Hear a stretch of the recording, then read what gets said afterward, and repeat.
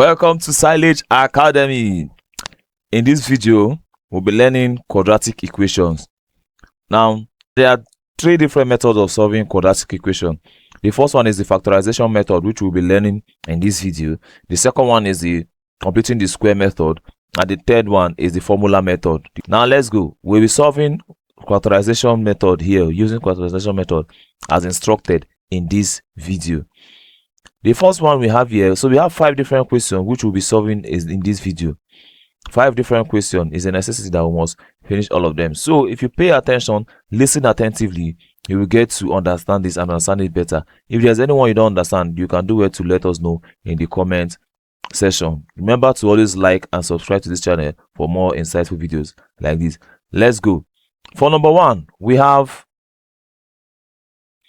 x squared. We have x squared plus 5x plus 6 is equal to 0. This is a quadratic equation.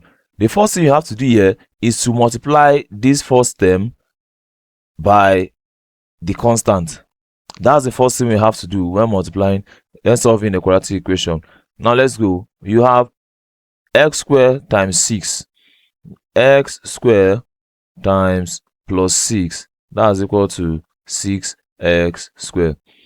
The next thing you have to do is to look for two numbers that when you multiply them, you get 6x squared. And when you add them, you get the middle term, which is 5x. Those two numbers are 2 and 3. When you multiply 2x times 3x, it will give you 6x squared. When you add 2x and 3x, you get 5x. So the two numbers are 2 and 3. That's 2x and 3x. That's the two numbers. Okay, let's go. So having that, we'll say we'll now replace this middle term, which is 5x, with these two terms that we've gotten, 2x and 3x. We replace 5x with it. 2x plus 3x is 5x. So we just have to replace it, nothing different here. So replacing it, we have x squared plus 3x plus 2x plus the constant 6 is equal to 0.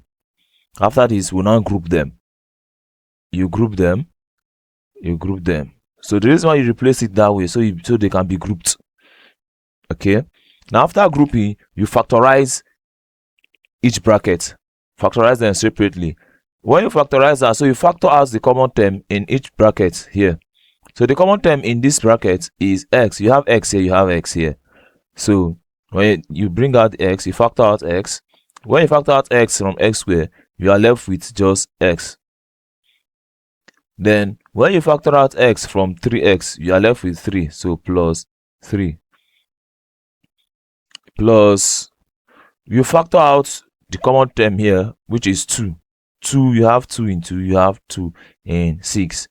So you factor out 2.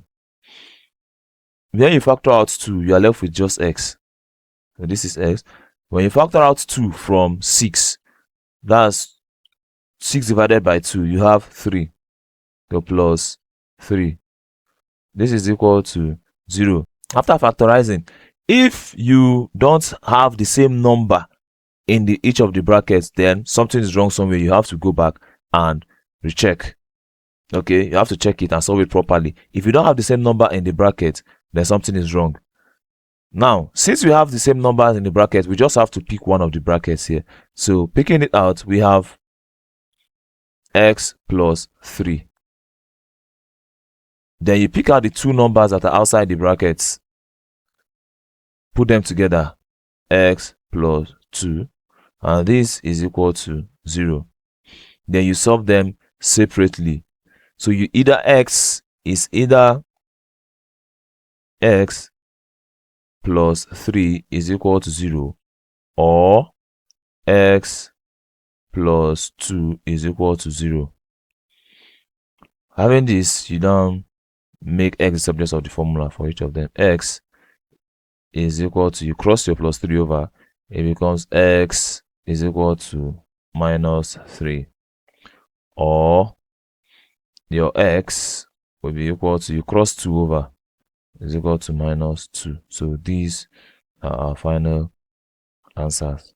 We have y squared minus 2y minus 15 is equal to 0. I have to put this so we can solve a question with a negative sign. Yeah. So let's go. It's the same method, no difference. Y squared times minus 15 will give you minus 15y squared. Now you look for two numbers that when you multiply them, you get minus 15y squared, and when you add them up, you get minus 2y. You start with the factors of 15. Factors of 15 are 15 and 1, 2 and 5. Okay, sorry, 3 and 5. So the two numbers are plus 3y and minus 5y. Plus 3y times minus 5y will give you minus 15y squared.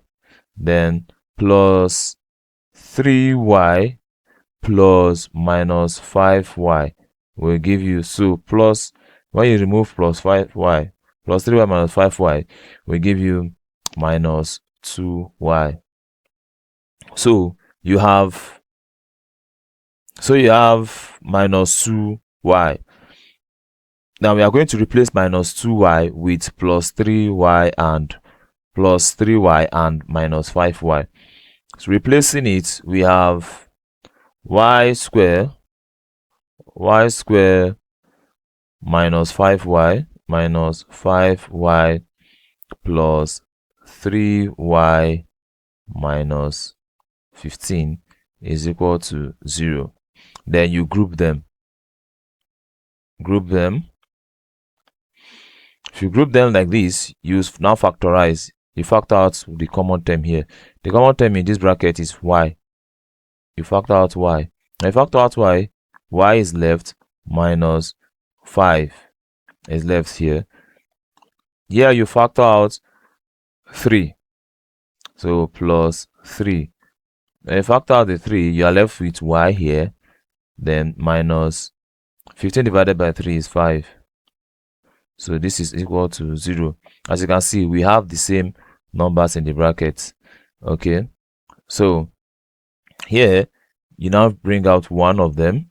You have y minus 5. They bring out the numbers that were factored out. Group them in one bracket. We have y plus 3 is equal to 0. So you just go, you make y the subject of the formula now. It's either you have y minus 5 is equal to 0, or you have y plus 3 is equal to 0. So you have y is equal to minus 5 will cross over, it becomes plus 5. Y is equal to 5, or y is equal to minus 3, plus 3 will cross over and it becomes minus 3. So these are our final answers here. Thank you very much. So we move to question number 3.